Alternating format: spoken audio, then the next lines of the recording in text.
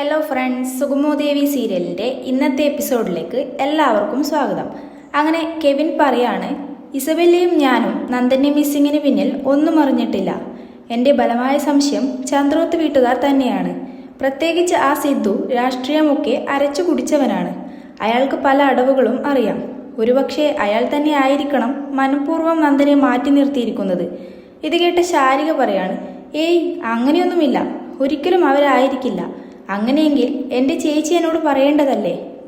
Kevin പറയാണ്, ദേവിക ശാരികയോട് എന്തെങ്കിലും സൂചന തന്നിരുന്നോ?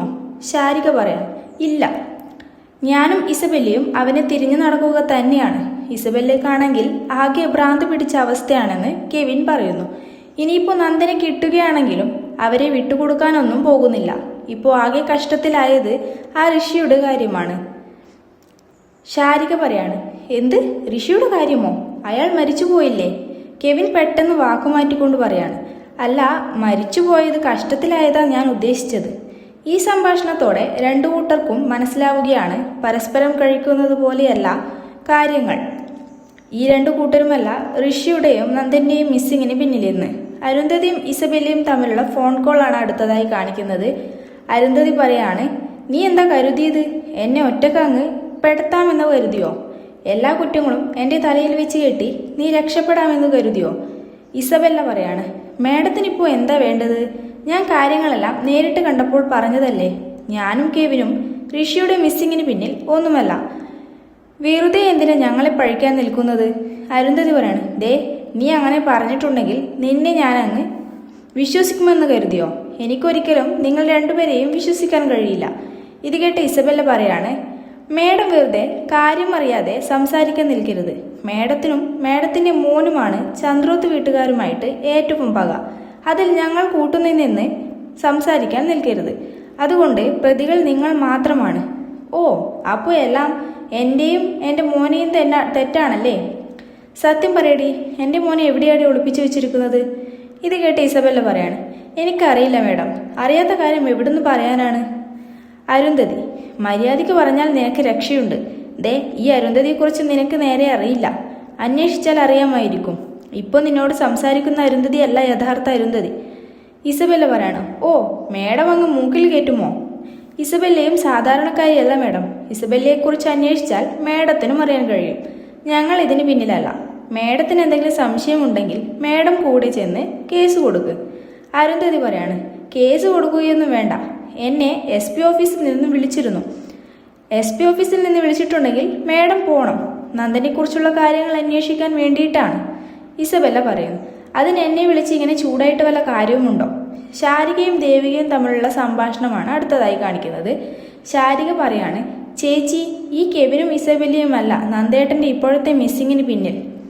ദേവിക, ഏയ്, എനിക്ക് ഇസബെല്ലയ്ക്ക് ഇതിന് പിന്നിൽ കൈയുണ്ടെന്ന് തന്നെയാ തോന്നുന്നത്. അവൾ നമ്മുടെ പ്ലാനിങ് അറിഞ്ഞ് മുൻകൂട്ടി കളിക്കുന്നതാണെങ്കിലോ? ശാരിക പറയാണ്, ചേച്ചി അങ്ങനെയൊക്കെ ഞാനും കരുതിയിരുന്നു. പക്ഷേ ഇന്ന് എനിക്ക് ഉറപ്പുണ്ട് അവർ രണ്ടുപേരും ഇതിനു പുറകിലില്ല. വിശ്വസിക്കാവുന്ന ഉറവിടങ്ങളിൽ നിന്ന് കിട്ടുന്ന വിവരം മാത്രമേ ഞാൻ പങ്കിടാറുള്ളൂ ചേച്ചി. എൻ്റെ ബലമായിട്ടുള്ള സംശയം മറ്റാരോ ഇതിനു പുറകിലുണ്ടെന്നാണ്. ദേവിക പറയാണ്, ശരി, നീ എന്താണ് ഉദ്ദേശിക്കുന്നത്? ശാരിക പറയാണ്, നമ്മൾ പരസ്പരം ഇങ്ങനെ പഴിച്ചുകൊണ്ട് നിൽക്കാതെ നാലാമതൊരാൾ കളത്തിലിറങ്ങിയിട്ടുണ്ടോ എന്ന് അന്വേഷിക്കണം. നന്ദന്റെ പുറകിൽ മറ്റാരോ ഉണ്ടായിരുന്നു, അതാണ് സത്യം. കെവിനും ഇസബെല്ലയും തമ്മിലുള്ള സംഭാഷണമാണ് അടുത്തതായി കാണിക്കുന്നത്. കെവിൻ പറയാണ്, എന്തായാലും ചന്ദ്രോത്ത് വീട്ടുകാർ ഇതിന് പുറകിലില്ല. കാരണം അങ്ങനെയെങ്കിലും ഉണ്ടെങ്കിൽ ദേവിക ഉറപ്പായിട്ടും SP ഓഫീസിൽ പോയിട്ട് കംപ്ലൈൻറ്റ് ചെയ്യുമോ? ഇസബെല്ല, അതൊരു പക്ഷേ നമ്മളെ വിശ്വസിപ്പിക്കാനുള്ള കളിയാണെങ്കിലോ? കെവിൻ, ഏയ്, SP അതിന് കൂട്ടുനിൽക്കുമോ? ഒരിക്കലുമില്ല. നീ കുറേ ദിവസമായല്ലോ ഈ യൂഹം പറയാൻ തുടങ്ങിയിട്ട് എന്ന് കെവിൻ പറയുന്നു. ചന്ദ്രോത്ത് വീട്ടുകാർ ഇതിനൊരു പങ്കുമില്ല. ഇസബെല്ല, സത്യം പറയടാ, നീ ചന്ദ്രോത്ത് വീട്ടിലേക്ക് പോയിരുന്നോ? അതോ അവിടുന്ന് ആരെങ്കിലും നിനക്ക് സ്പൈ വർക്ക് ചെയ്യുന്നുണ്ടോ? കെവിൻ പറയാണ്, ദേ, ഞാൻ പറയുന്നത് എൻ്റെ ഊഹാപോഹങ്ങൾ മാത്രമാണ്. നിനക്കും എനിക്കും നന്ദനെ ഒരുപോലെ കിട്ടണം. അതുപോലെ തന്നെയാണ് ഇപ്പോൾ ചന്ദ്രോത്ത് വീട്ടുകാരുടെയും അവസ്ഥ. ഋഷിയുടെയും നന്ദന്റെയും പിന്നിൽ മറ്റാരോ ഉണ്ട്, നാലാമതൊരാൾ. നമ്മൾ അറിയാത്ത നാലാമതൊരാൾ ഇതിൽ കളിക്കുന്നുണ്ട്. ഇസബെല്ല പറയാണ്, എടാ, അപ്പോൾ നന്ദനെ എനിക്ക് എൻ്റെ കയ്യിൽ കിട്ടണം. നമ്മൾ ഒരിക്കലും കളത്തിന് പുറത്താവരുത്. ആരാണ് അയാൾ? ഗുണ്ടയും അതായത് കിഡ്നാപ്പർ ബോസും തമ്മിലുള്ള ഫോൺ കോളാണ് അടുത്തതായി കാണിക്കുന്നത്. ഗുണ്ട പറയാണ്, സാറേ ഇവിടെ ആൾ സേഫ് ആയിട്ടുണ്ട്, സാർ എത്തിയാൽ മാത്രം മതി. ഇത് കേട്ട ബോസ് പറയാണ്, ആ ഞാനിത് വന്നുകൊണ്ടിരിക്കുകയാണ്. പ്രഭാവതിയും ദേവികയും തമ്മിലുള്ള സംഭാഷണമാണ് അടുത്ത രംഗത്തിൽ കാണിക്കുന്നത്. ദേവിക പറയാണ്, അമ്മ എന്താ ഇവിടെ വന്നിരിക്കുന്നത്? ഒന്നും കഴിച്ചില്ലെന്ന് പറഞ്ഞു. ഇത് കേട്ട പ്രഭാവതി, എനിക്കൊന്നും വേണ്ട മോളെ, എൻ്റെ നന്ദമോൻ ഇവിടെ നിന്നാണ് അവസാനമായിട്ട് എന്നോട് സംസാരിച്ചത്. അവൻ്റെ വിധി എന്തോ എനിക്കറിയുന്നില്ല, എനിക്ക് എൻ്റെ മോനെ കാണണം. ഇത് കേട്ട ദേവിക പറയാണ്, അമ്മേ സമാധാനിക്ക്, വന്ന് എന്തെങ്കിലും ഭക്ഷണം കഴിക്കി. രജനിയും ദേവികയും പ്രഭാവതിയും തമ്മിലുള്ള തർക്കം രജനി ദേവികയോടായിട്ട് പറയാണ്, ഓ കഴിപ്പിക്കാൻ വന്നിരിക്കുകയാണ്, കുറച്ച് വിഷം കലക്കി കൊടുക്കടി. എവിടെടി എൻ്റെ അനിയൻ? ആദ്യം എൻ്റെ അനിയനെ കരുതി കൊടുത്തു. നീ MLA ആണെന്നുള്ള വലിയ വിചാരം നിനക്കുണ്ട്, പക്ഷേ എൻ്റെ അടുത്ത് നീ ആ അടവൊന്നും എടുക്കേണ്ട, അത് വില പോകില്ല മോളെ. എവിടെയടി എൻ്റെ അനിയൻ? എവിടെയടി കൊണ്ട് ഒളിപ്പിച്ചു വെച്ചിരിക്കുന്നത്? കൊലയാളി.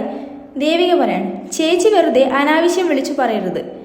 ചേച്ചിയെ പോലെ തന്നെ സങ്കടത്തിൽ തന്നെയാണ് ഞങ്ങളെല്ലാവരും. രജനി പറയാണ്, ഓ നിനക്ക് സങ്കടമുണ്ടോടി? നീ എന്തിനാടി എന്നെ ദേഷ്യപ്പെടുന്നത്? നീ എന്നെ തല്ലുമോ? ഇത് കേട്ട പ്രഭാവതി പറയാണ്, രജനി ഒന്ന് നിർത്തുന്നുണ്ടോ? ഇത് കേട്ട രജനി, അമ്മേ ഇവിടെ ഇത് കണ്ടില്ലേ, ഇവളങ്ങ് തല്ലുമോ? ദേവിക ദേഷ്യത്തോടെ പറയാണ്, ചേച്ചി തല്ലിയനെ, സാഹചര്യം മാറിപ്പോയി, ഇപ്പോൾ എല്ലാം സഹിക്കാനാണ് ഞാൻ പഠിക്കുന്നത്. അതിനുള്ള എല്ലാ മാനസികാവസ്ഥയും സമാധാനവും എനിക്ക് ഉണ്ടാവണേ എന്ന് പ്രാർത്ഥിച്ചിട്ടാണ് ഞാൻ ഇരിക്കുന്നത്. ഇത് കേട്ട രജനി പറയാണ്, കണ്ടില്ലേ അമ്മ ഇവളുടെ സംസാരം? ദേവിക, ഞാൻ എന്തായാലും ഇവിടെ നിന്നും പോയിക്കോളാം, പക്ഷെ ഒരു കാര്യം, അറിയാതെയാണ് രജനി ചേച്ചി ഇങ്ങനെ സംസാരിക്കുന്നത്. പ്രഭാവതി, ഒന്ന് നിർത്ത് രജനി, രജനി ഇത്തിരി സമാധാനം താ. നന്ദനും പ്രകാശ് മേനനും തമ്മിലുള്ള അവസാന രംഗം നന്ദൻ ഗുണ്ടകളോട് പറയാണ്, ആരാ നിങ്ങളൊക്കെ? എന്തിനാടാ എന്നെ ഇങ്ങോട്ട് കൊണ്ടുവന്നിരിക്കുന്നത്? ഈ സമയം പ്രകാശ് മേനോൻ തന്റെ മാസ്ക് അഴിച്ചു മാറ്റുന്നു. നന്ദൻ പൂർണ്ണമായും ഞെട്ടിപ്പോകുന്നതോടെ ഇന്നത്തെ എപ്പിസോഡ് ഇവിടെ അവസാനിക്കുകയാണ്. അടുത്ത എപ്പിസോഡിനായി എല്ലാവരും കാത്തിരിക്കുക.